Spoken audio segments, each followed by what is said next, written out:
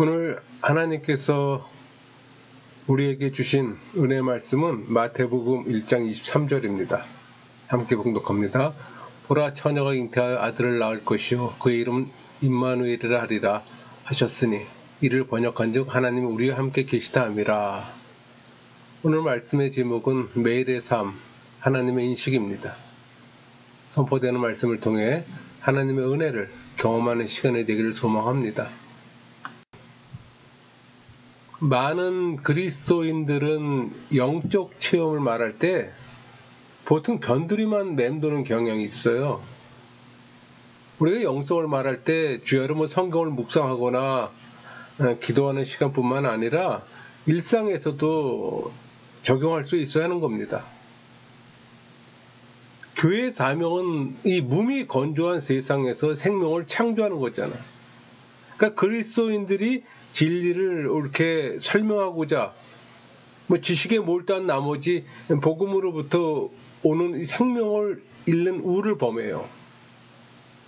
그러니까 지적 사고방식은 신비로움을 축소시키고 또 질을 양으로 변질시키기 때문에 신앙을 그저 형식적으로 만들어요. 우리 마태복음 1장 23절에 임마누엘 단어가 나옵니다. 그러니까 임마누엘을 분해하면은 위시라는 뜻의 히브리어 임과 우리, 어스라는 뜻의 마누, 그 다음에 하나님이라는 뜻의 엘이 결합된 단어입니다. 그러니까 하나님이 우리와 함께 계신 분이심을 강조하는 호칭이에요. 그러니까 영어로 한다면 God with us가 되겠죠.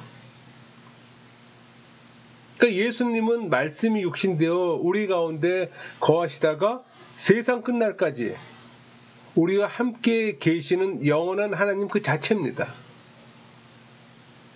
그러니까 예수 그리스도로부터 죄사함을 받고 또 그분의 실존을 날마다 인정하는 백성들은 모두가 하나님과 더불어 살고 있음을 확인하게 되는 겁니다.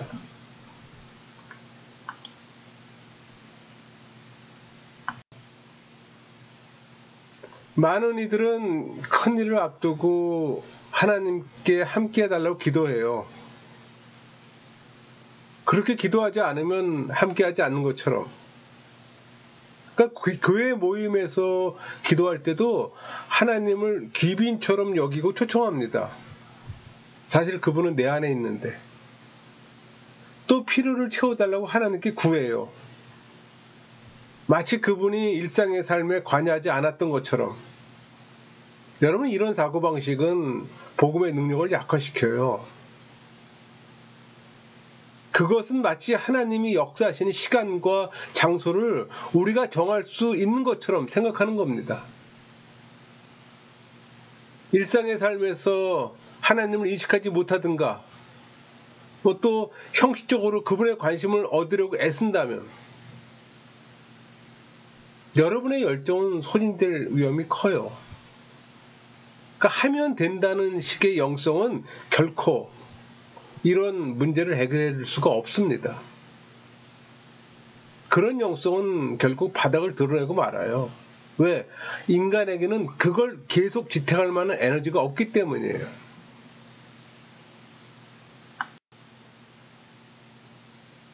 하나님 나라는 우리의 경험 세계에서 멀리 떨어진 어떤 것이 아니에요. 예수님은 제자들에게 이렇게 말씀하세요. 누가복음 10장 8절 9절 볼까요? 어느 동네에 들어가든지 너희를 영접하고도 너희 앞에 차려놓은 것을 먹고 거기 있는 병자들을 고치고 또 말하기를 하나님의 나라가 너희에게 가까이 왔다 하라.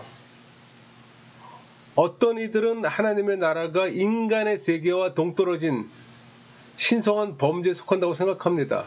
그러나 하나님의 관점은 달라요. 예수님은 알곡과 가라지가 함께 자란다고 말씀하세요.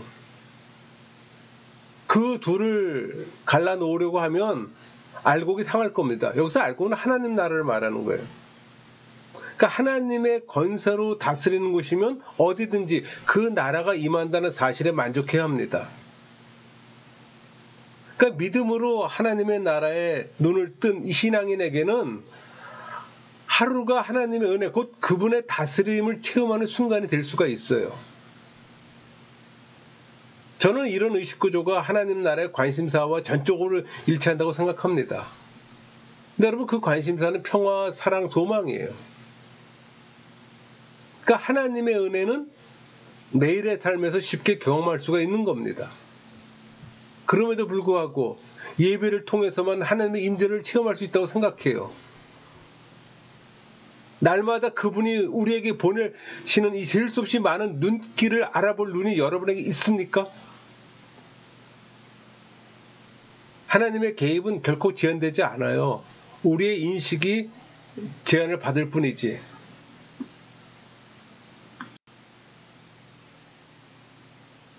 여러분, 하나님이 우리에게 보내시는 눈길을 어떻게 알아볼 수 있을까요? 창조와 성육신입니다. 그러니까 신앙인은 하나님이 우리 삶에서 일어나는 창조 과정에 본질적으로 개입하고 계신다고 믿어요. 왜? 하나님은 계속 창조하고 계시잖아요. 이 창조의 하나님은 우리를 창조의 동반자로 삼으셨어요. 그러니까 하나님은 빵나무를 창조하시는 대신 우리가 밭을 갈아 씨를 뿌리고 물을 주며 거두고 갈고 빵을 굽도록 하셨어요. 사실 빵을 창조하신 겁니다. 왜 하나님은 요술지팡이로 인간의 증오와 불평등을 몰아내고 온 세상을 사랑으로 가득 채우지 않으실까요? 여러분, 그 이유는 그분이 우리의 동반자가 되어 사랑을 창조하시고 또 하나님 나라를 확장하는데 동참하기를 원하시기 때문입니다. 여러분, 그 사역에 동참하십니까? 우리 요한복음 1장 18절, 본래 하나님을 본 사람이 없을 때 아버지 품속에 있는 독생하신 하나님이 나타내셨느니라. 여러분, 성육신이란 말을 우리 많이 쓰지만은 한마디로 그 인간의 모습을 입은 하나님, 곧 그리스도의 신성을 일컫는 정통 기독교 교리입니다. 그러니까 그리스도인들은 예수님이 인간의 모습으로 우리에게 나타나신 하나님이라고 믿어왔어요. 예수님은 하나님 형상 그 자체잖아요. 인간의 모습으로 오신 이 성자 하나님에 대해 제대로 알고 싶다면 사복음서를 정기적으로 철저하게 공부하는 수밖에 없습니다. 이런 면에서 그리스도인도 정기적으로 재복음화될 필요가 있어요. 그러니까 복음을 사색하고 몰입할 필요가 있다는 말입니다. 이 성육신 사건의 바른 인식이 매일의 삶에서 하나님을 인식할 수 있기 때문에, 여러분, 성육신 사건은 창조 세계를 보여주는 척도가 됩니다. 여러분, 우리가 처하는 모든 상황에서 예수님이라면 어떻게 하실지 다 알 수는 없어요. 간단한 정답이 없다는 겁니다. 온갖 가능성이 있을 뿐이지. 우리 빌립보서 4장 6절 7절 볼까요? 아무것도 염려하지 말고 다만 모든 일에 기도와 간구로 너희 구할 것을 감사함으로 하나님께 아뢰라. 그리하면 모든 지각이 뛰어난 하나님의 평강이 그리스도 예수 안에서 너의 마음과 생각을 지키시리라. 여러분, 늘 기도하는 그리스도인은 아무 생각 없이 흘러가는 인생을 거부한 채 끼어있는 사람을 말합니다. 기도하는 사람은 영적 안테나를 높이 세워서 일상에서 하나님의 메시지를 감지하고 노력해요. 그러니까 사람들은 하나님이 특별한 방법으로만 당신을 계시한다고 믿어요. 그러나 기도가 진정 하나님의 교제라면 하나님이 전혀 뜻밖의 모습으로 당신을 계시하는 걸 보게 합니다. 우리는 의뢰에 상투적인 대답을 내놓고 무언가를 탐구하고 발견할 수 있는 역량을 차단해버려요. 왜 그토록 많은 그리스도인들이 진리를 보는 걸 그리 두려워할까요? 여러분, 탐구 과정을 없애고 선택의 여지를 남기지 않아요. 모든 질문에 대답을 주어 더 이상 알 필요가 없기를 바라요. 더 나쁜 것은 더 이상 알고 싶지 않아 합니다. 신앙생활은 삼위 하나님을 알아가는 과정인데 본질을 잊었다는 겁니다. 여러분, 참교사는 제대로 가르치고 동기를 부여합니다. 학생들이 스스로 발견하게끔 능동적인 참여의 길을 열어줘요. 그러니까 지식을 얻고자 하는 탐구심을 불러일으켜 준다는 겁니다. 그럼 나머지는 자연스럽게 따라와요. 문제는 우리는 이미 누군가가 맞는 정답에 너무 길들여져 있어요. 쉽게 정답을 알기를 원합니다. 눈을 떠서 보라고 요구한 사람도 없었어요. 우리의 호기심에 발동한 적도, 흥미가 난 적도 없어요. 설교 시간에는 그저 멍하니 듣고 온갖 잡념에 빠지기 일쑤고, 설교가 끝나는 순간 성경을 덮잖아요. 여러분이 최근 설교를 듣고 난 다음 집에 가서 더 많은 것을 알아보기 위해 성경을 펼친 적이 있습니까? 우리 마태복음 13장 14절 15절 볼까요? 이사야의 예언이 그들에게 이루어졌으니 일렀으되 너희가 듣기는 들어도 깨닫지 못할 것이요 보기는 보아도 알지 못하리라. 이 백성들의 마음이 완악하여져서 그 귀는 듣기에 둔하고 눈을 감았으니 이는 눈으로 보고 귀로 듣고 마음으로 깨달아 돌이켜 내게 고침을 받을까 두려워함이라 하였느니라. 여러분, 예수님이 비유를 사용하신 목적이 반드시 어떤 걸 설명하거나 난해한 개념을 명료하기 위함은 아닙니다. 오히려 기존의 가르침에 식상한 사람들에게 흥미를 주려는 의도였던 것 같아요. 누군가가 말했어요. 사람들이 다 안다는 생각보다 오히려 그들을 헷갈리게 해서 깨달음에 이르도록 유도하는 것이 더 낫다고 생각했던 겁니다. 그러니까 다 안다고 생각하는 사람은 이사야의 예언대로 눈이 감기고 귀가 막힌 자들이에요. 그러니까 이 비유는 예수님이 사용하신 일종의 속아내기 기법입니다. 그러니까 눈을 열고 진리를 탐구할 준비가 된 이들을 찾는 방법이었던 거예요. 여러분, 요즘 목회자들은 설교에서 은유와 직유 사용하는 걸 꺼립니다. 그 이유는 교인들이 잘못 해석할까봐 염려하기 때문이에요. 그러니까 이런 면에서 이 복음 전도 사역은 융통성이 없고 또 고정된 틀을 강요하기도 합니다.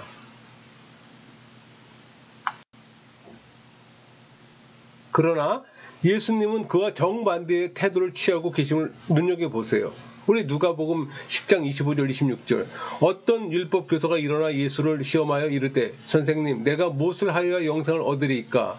예수께서 이르시되 율법에 무엇이라 기록되었으며 내가 어떻게 읽느냐? 어떤 율법 선생이 예수님께 선생님 내가 무엇을 하여야 영생을 얻으리이까? 하고 물었습니다. 근데 예수님은 내가 어떻게 읽느냐고 되물으셨어요. 그 말은 상대방에게 거꾸로 질문을 던짐으로써 적극적인 반응으로 동참하도록 촉구한 거예요.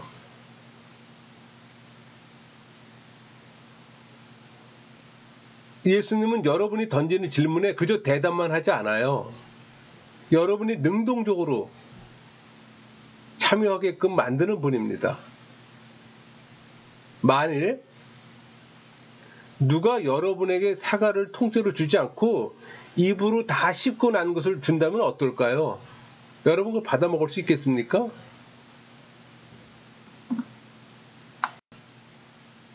여러분 영생을 얻기 위해 무엇을 해야 하느냐고 묻는 이 부자 청년에게 모든 재산을 팔아 가난한 자에게 주라는 예수님의 말씀은 적극적인 개입을 촉구하는 말입니다. 그것은 상대방의 반응을 요구하는 지혜시와 같은 거예요. 그러나 부자 청년은 떠나잖아요. 그러니까 예수님은 여러분의 의문이나 탐구를 피하시는 분이 아니에요. 오히려 환영하고 격려하세요. 여러분 좋은 목자, 좋은 선생은 학생의 질문, 양들의 질문을 즐겨 듣습니다. 그러나 그런 질문을 피하는 자들도 있잖아요. 예수님은 적극 환영했어요. 여러분의 의심이나 의문은 거시에 빠지지 않고 진실한 모습을 판단하는 역량입니다. 그러니까 신앙은 세속에서 벗어나 하나님의 임재 속으로 피하는 법을 가르치는 게 아니에요. 세상 속에 계시는 하나님을 발견하고 세상이 하나님께 속한 것을 인정함으로써 그것을 거룩하게 만드는 법을 가르치는 겁니다. 그러니까 하나님이 수많은 방법으로 은혜를 베푸시는 걸 발견하려면 여러분의 영적 안테나를 작동시켜야 되는 겁니다. 여러분의 영적 안테나가 작동이 안 된다면 여러분 영적 생활하는 거 아니에요. 성경은 흔히 하나님의 은혜를 강에다 비유하잖아요. 그러니까 성경에서 이 물이 하나님의 은총과 그분의 징벌을 모두 상징합니다. 그러니까 예수님도 은혜를 계속 솟게 하는 생수의 강으로 비유하셨어요. 왜 우리는 도시보다 바다가 내려다 보이는 곳에 있을 때 하나님과 더 가까이 있다고 느끼게 될까요? 그것은 하나님만이 바다 같은 놀라운 자연을 창조할 수 있음을 알기 때문입니다. 우리가 세상의 중심이 아니에요. 우리가 그런 존재인 양 행세하고 있다면 그렇지 않다는 것을 깨달을 필요가 있습니다. 사람들이 종교에 끌리는 것은 어떤 초월적 경험을 간절히 원하기 때문이에요. 근데 여러분, 교회에서 적어도 한순간만이라도 초월성을 체험하지 못한다면 교회에 가야 하는 이유가 없죠. 그저 한순간이라도 초월성을 경험한다면 여러분은 예배당에서 나올 때 다른 사람이 되어서 나올 겁니다. 그러니까 우리가 진정으로 동경하는 것이 무엇인지 알기만 해도 얼마나 좋을까요? 우리가 추구하는 건 하나님의 임재예요. 우리 시편 29편 3절 4절 여호와의 소리가 무리에 있도다. 영광의 하나님이 우레소리를 내시니 여호와는 많은 무리에 계시도다. 여호와의 소리가 힘이 있으며 여호와의 소리가 위엄차도다. 하나님이 우리를 깜짝 놀라게 하시고 우리의 눈을 열어 이목을 집중하게 하시기를 고대하는 겁니다. 여러분, 히브리인들과 그리스도인들은 모두 자연 자체를 경배하는 것으로 보일까봐 매우 조심해야 합니다. 그러니까 그들의 주된 관심사는 창조 질서 가운데서 창조주의 손길을 발견하는 거예요. 오히려 이 자연을 신성시하는 것은 늘 이단들의 목입니다. 레위기 19장 4절 너희는 헛된 것들에게로 향하지 말며 너희를 위하여 신상들을 부어 만들지 말라. 나는 너희 하나님 여호와이니라. 그러니까 성경은 창조주 대신 피조물 자체를 경배하는 것은 우상 숭배와 다름없는 것으로 보고 용납하지 않았어요.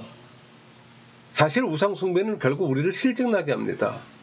그러니까 한마디로 그것은 우리 손으로 만든 것을 예배하는 셈이에요.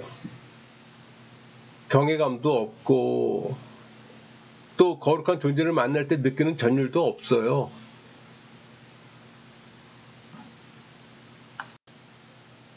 여러분, 하나님이 시간, 공간 속에서 당신을 계시한다면 우리는 공간에서뿐만 아니라 시간 속에서도 그분을 발견해야 합니다. 여러분, 공간에는 건물처럼 똑같은 두 개의 물체가 놓일 수가 있습니다. 그러나 그 특정한 시간대에 일어난 두 사건은 결코 같은 사건일 수가 없어요. 그러니까 한 사람의 생애 가운데 어느 두 시간도 똑같을 수가 없다는 겁니다.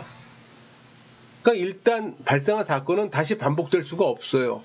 시간의 개념에서는. 그러므로 우리 눈은 하나님의 은혜를 계시하는 사물과 순간에 대해서도 열려 있어야 하는 거예요. 예를 들면 결혼이 두 사람 간의 친밀함과 헌신이 점차 깊어지는 과정이라면 굳이 날을 정해서 결혼식을 할 필요가 있을까요? 만일 기독교가 특정한 교리를 철학적으로 주장하는 것에 지나지 않는다면 세례가 무슨 소용이 있겠어요? 안수는, 또 우리가 흔히 하는 졸업식의 경우는, 그것은 우리가 어떤 특정한 순간에 더 큰 진리가 표현된다는 걸 무식으로 알고 있기 때문입니다. 우리 사도행전 7장 17절 하나님이 아브라함에게 약속하신 때가 가까움에 이스라엘 백성이 애굽에서 번성하여 많아졌더니 여기 때는 크로노스입니다. 이 크로노스는 길건 짧건 측량이 가능한 시간의 간격을 말하는 거예요. 그러니까 인간의 역사 속에 흘러가는 시간을 의미합니다. 다른 말로 연대기적 시간을 말하는 거예요. 해가 뜨거워지면서 결정되는 시간. 그러니까 지구가 공전과 자전을 하면서 결정되는 시간을 말하는 거예요. 매일 한 번씩 어김없이 낮과 밤이 찾아오잖아요. 그러니까 역사의 물줄기를 따라 줄곧 흘러가는 시간을 가리키는 겁니다. 그러니까 우리가 보통 얘기하는 시간이 크로노스예요. 우리 에베소 5장 16절 세월을 아끼라 때가 악하니라. 여기서 때는 카이로스입니다. 그러니까 어떤 특정한 때 혹은 기회를 지칭하는 단어예요. 그러니까 카이로스는 하나님과의 관계 속에 나타난 의미 있는 시간, 즉 특정한 시간을 말하는 겁니다. 그러니까 시간은 비록 흘러가지만 시간에 특별한 의미가 있을 때 이 의미 있는 시간을 카이로스라고 부르는 거예요. 특히 하나님의 활동이 전개되고 그분의 계획이 실현되는 시간을 가리키는 겁니다.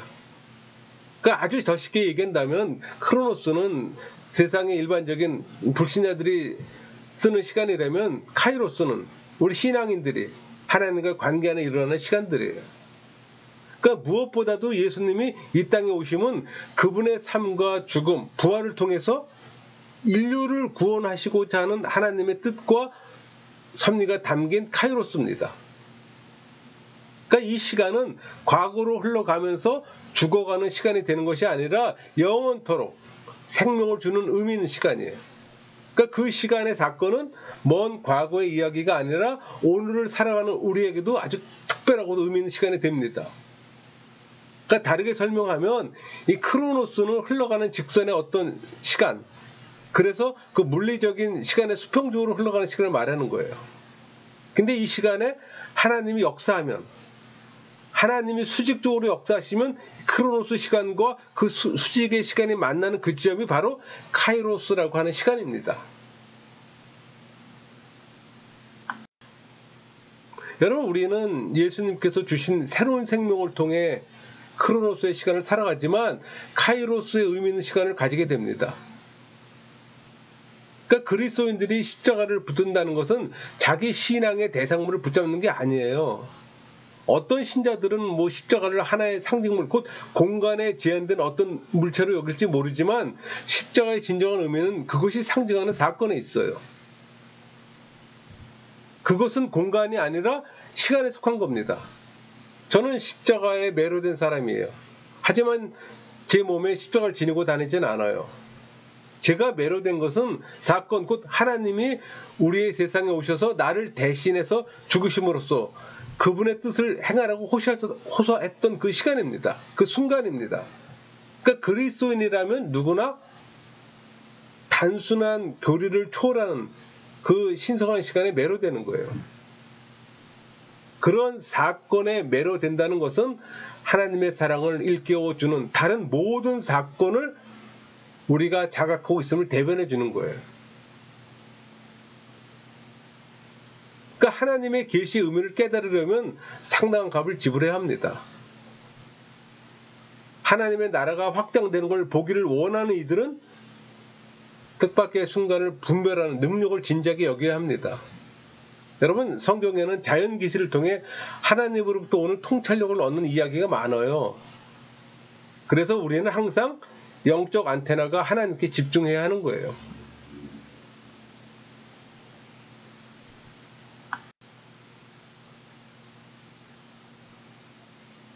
여러분, 그리스도를 쫓는 우리는 교회 밖에 있는 사람들에게 그리스도인이라고 불리웁니다. 우리 사도행전 11장 26절 볼까요? 만남의 안디옥에 데리고 와서 둘이 교회에 1년간 모여있어 큰 무리를 가르쳤고 제자들이 안디옥에서 비로소 그리스도인이라 일컬음을 받게 되었더라. 우리는 항상 경각심을 갖고 있어야 합니다.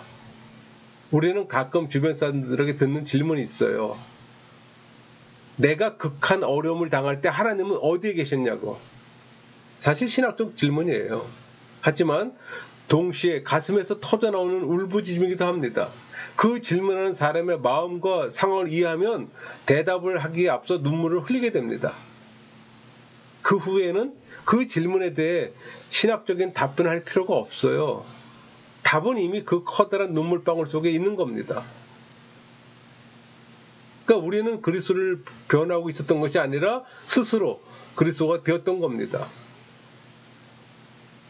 그러니까 우리가 주변에서 하나님의 나라를 발견하고 또 그분의 크고 작은 은혜에 주목하고 싶다면 다른 사람들 속에 있는 그리스도를 볼 필요가 있어요. 그 출발점은 우리 자신이 좀 더 그리스도를 닮아가려고 노력하는 겁니다.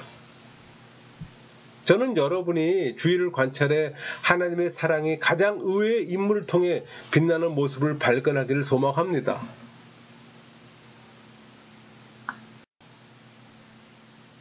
어떤 신학자는 우리 마음속에 사람을 각각 주체와 객체로 취급하도록 구분하는 선이 있다고 합니다. 이 객체라는 말의 의미는 세상 사람들이 자기에게 얼마나 쓸모있는 존재인지 정도에 따라 사람을 평가하는 경향을 가리키는 거예요. 반대로 타인을 주체로 본다는 것은 그들도 내 자신만큼이나 복합적인 존재임을 인정하는 것임을 의미해요. 그러니까 불신자를 모두 타락한 존재로 취급할 때 객체로 보는 겁니다.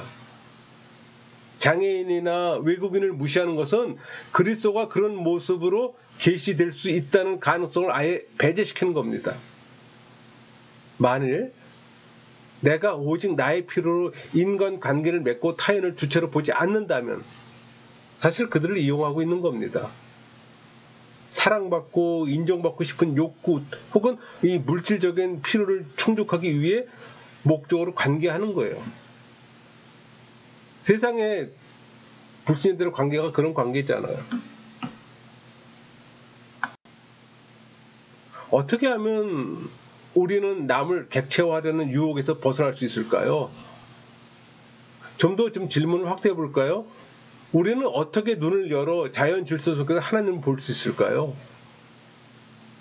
어떻게 하면 내가 눈을 떠 꿈과 기적과 우연한 사건을 통해 펼쳐지는 이 하나님 나라의 시선을 고정시킬 수가 있을까요? 여러분, 대답은 간단해요.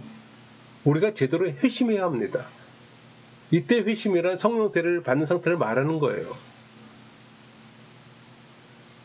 그렇게 되면 재죽음의 현상이 나타나고 의뢰의 살림의 시간들이 늘어나고 또 자기를 부인하고 올바른 삶, 바른 삶, 거룩한 삶을 살기를 작정합니다. 또 의를 붙잡는 주를 구하고 의를 추구하고 의를 사랑하고 의의 종이 되고 의의 도구가 되는 거예요. 여러분, 우리의 관점은 새롭게 태어날 필요가 있어요. 거듭나지 않으면 종교 행위를 하는 종교인일 뿐입니다.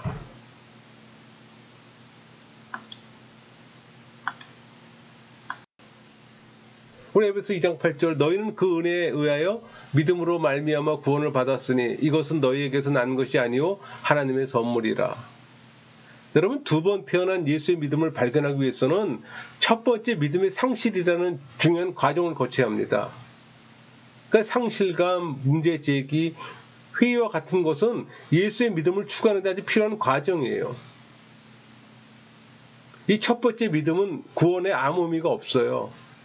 그 믿음은 외부에서 주어진 예수의 믿음이 아니에요. 우리 나름대로 교회 생활하면서 터득한 믿음이에요. 종교인들의 믿음이에요. 그것은 아주 단순한 해답을 추구하는 믿음이에요. 여러분, 한 번 태어난 영혼은 스스로 가치 있는 존재임을 확인하기 위해 모든 면에서 형통해야 한다고 생각합니다. 그런 사람들은 타인을 이용해서 스스로 성공했다는 확신을 가지려고 합니다. 그러나 두 번 태어난 영혼은 자기의 존엄성이 그처럼 하찮은 데 있지 않음을 알아요. 오직 그리스도 안에 계시된 하나님의 은혜에 의지하게 됩니다. 신앙인을 말하는 거예요. 그러니까 내가 신앙인이라는 것은 하나님이 그렇게 생각하시기 때문이지 다른 이유가 있는 거 아니에요.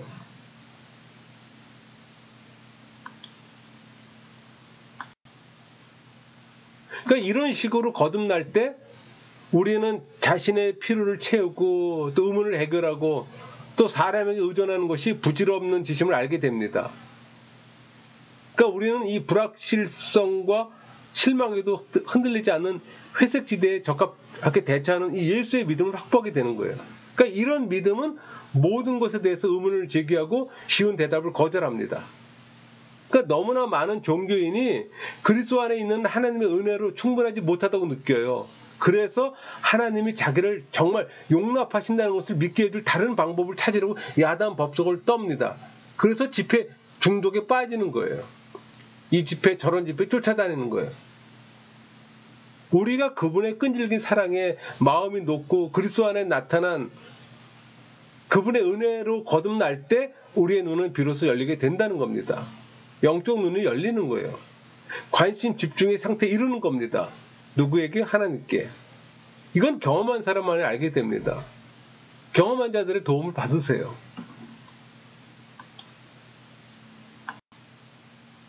여러분, 신체적, 심리적, 영적으로 속도를 늦추고 주변에 일어나는 것에 집중할 수 있는 능력은 많은 이에게 아주 생소한 훈련입니다. 그러니까 평범한 것을 자각하고 이 경이감을 느낄 수 있는 자질은 우리가 추구해야 할 고귀한 목표예요. 그러니까 우리의 영원한 과업은 익숙한 것들이 낯설어질 때까지 응시하는 법을 배우는 겁니다. 그러니까 여러분, 경이감을 느끼는 것도 영적 훈련이에요. 그러니까 일상 속에서 이 경이로움을 발견했던 분들은 일상에서 그것들이 더 넓은 진리를 보여준다고 말합니다. 그러니까 예수님은 들의 백합화를 집중해서 바라보시고 그곳에서 인간을 향한 하나님의 보살핌을 깨달으셨잖아요. 예수님은 어린아이 순진무구한 눈동자에서 참된 겸손과 깨달음을 보셨어요. 또 예수님은 겨자씨, 밭경자, 포도원, 집안일 등에 대해서도 언급하셨잖아요. 그러니까 예수님에게는 분명 경이감을 느낄 역량이 있었던 거예요. 그런데 우리가 이런 눈을 뜨는 것이 왜 힘들까요? 우리는 실용적인 학문에만 지나친 관심을 가지고 있어요. 우리는 목표 지향적이며 결과 중심적이며 성취에 사로잡혀 있고 교회도 이런 세속적인 질병에 걸렸습니다. 교회 역시 점점 더 기업화가 되고 있어요. 사명 선언문, 목표 설정, 연간 달성도를 따지는 형편입니다. 마치 보험회사 같아요. 보험을 파는 목회자, 넥타이맨 무당, 복파리 목사라는 치욕적인 소리가 들려옵니다. 그러니까 교회도 생산성을 높이려다가 종교적 신앙을 하나의 상품으로 변질시켰어요. 인정하기 싫지만. 여러분, 우리가 영적 눈을 뜨는 것이 왜 그토록 힘들까요? 장애물은 자기 몰입입니다. 우리가 타인을 볼 때 단지 우리의 필요를 채워줄 수 있는지 혹은 우리에게 방해가 되지 않는지 그 여부로만 그들을 판단해요. 그러면 상대방을 진정한 의미에서 만나는 것이 불가능합니다. 그들을 통해 그리스도를 볼 수가 없어요. 그 말은 우리가 모든 것을 통제해야 하고 우리의 필요가 모두 채워져야 한다는 생각을 버려야 한다는 겁니다. 우리가 영적 눈을 뜨는 것이 왜 그토록 힘들까요? 이유는 왼쪽 두뇌로 정보를 경직적으로 수용하기 때문이에요. 그러니까 우리는 엄격한 지적 판단의 기준에 따라서 사물을 평가합니다. 그래서 우리는 실용적인 면에 지나치게 신경을 써요. 그러나 경이감은 우리를 불확실한 장소, 신비에 쌓인 곳, 또 어떤 생소한 경험으로 초대해요. 그런 경험이 필요한 겁니다. 여러분들이 그런 경험을 많이 해야 되는 거예요. 여러분이 진정 신앙인이라면.